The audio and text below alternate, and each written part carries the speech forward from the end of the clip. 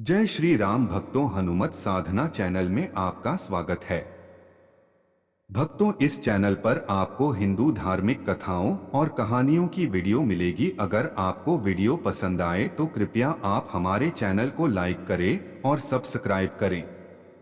सावन का पुत्रदा एकादशी व्रत 16 अगस्त यानी आज है। पौराणिक कथाओं के अनुसार श्रावण मास के शुक्ल पक्ष की एकादशी तिथि को सावन पुत्रदा एकादशी का व्रत रखते हैं। जो व्यक्ति संतान सुख से वंचित है, जिसे विवाह के काफी समय बाद भी कोई संतान नहीं हुई है, उसे सावन पुत्रदा एकादशी का व्रत करना चाहिए। पौराणिक कथाओं के अनुसार सावन पुत्रदा एकादशी का व्रत और भगवान विष्णु की पूजा करने से संतान दोष मिटता है और उसे संतान की प्राप्ति होती है। पूजा के समय पुत्रदा एकादशी की व्रत कथा जरूर पढ़नी चाहिए। तो आइए जानते हैं सावन पुत्रदा एकादशी की व्रत कथा के बारे में। एक बार राजा युधिष्ठिर ने भगवान श्री कृष्ण से सावन शुक्ल एकादशी व्रत की महिमा के बारे में बताने का निवेदन किया। इस पर भगवान श्री कृष्ण ने कहा कि इसे सावन पुत्रदा एकादशी के नाम से जानते हैं। जो लोग इस व्रत की कथा सुनते हैं उनको वाजपेय यज्ञ के समान पुण्य फल मिलता है। सावन पुत्रदा एकादशी की व्रत कथा कुछ इस प्रकार से है।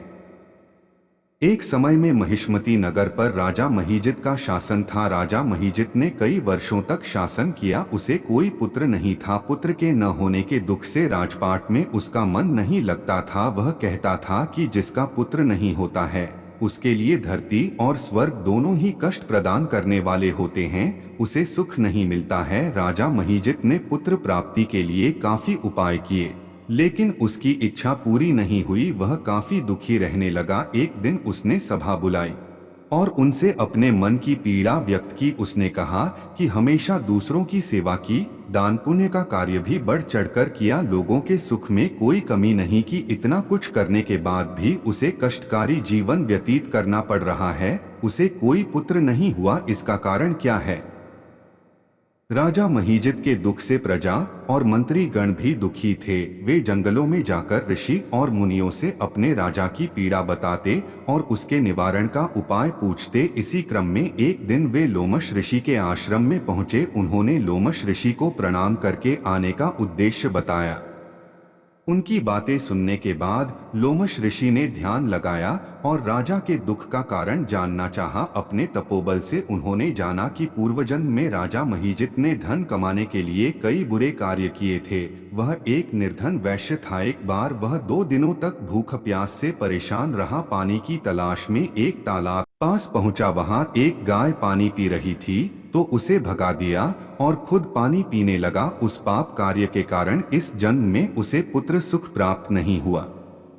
लोमश ऋषि ने उपाय बताते हुए कहा कि सावन शुक्ल एकादशी को विधिपूर्वक व्रत करो, विष्णु पूजा पाठ और रात्रि जागरण करो। इस व्रत को करने से राजा महीजित पाप मुक्त हो जाएंगे और उनको पुत्र की प्राप्ति होगी। सावन शुक्ल एकादशी आने पर मंत्रीगण और प्रजा ने विधिपूर्वक व्रत रखा, विष्णु पूजा और रात्रि जागरण किया। अगले दिन द्वादशी को उन्होंने अपने व्रत के पुण्य को राजा महीजित को दान कर दिया। उसके पुण्य प्रभाव से रानी गर्भवती हो गई और राजा महीजित को पुत्र का सुख प्राप्त हुआ। जो भी इस व्रत को विधि विधान से करता है उसके पाप मिट जाते हैं, मोक्ष की प्राप्ति होती है। संतानहीन लोगों को संतान सुख मिलता है। सावन पुत्रदा एकादशी 2024 मुहूर्त और पारण।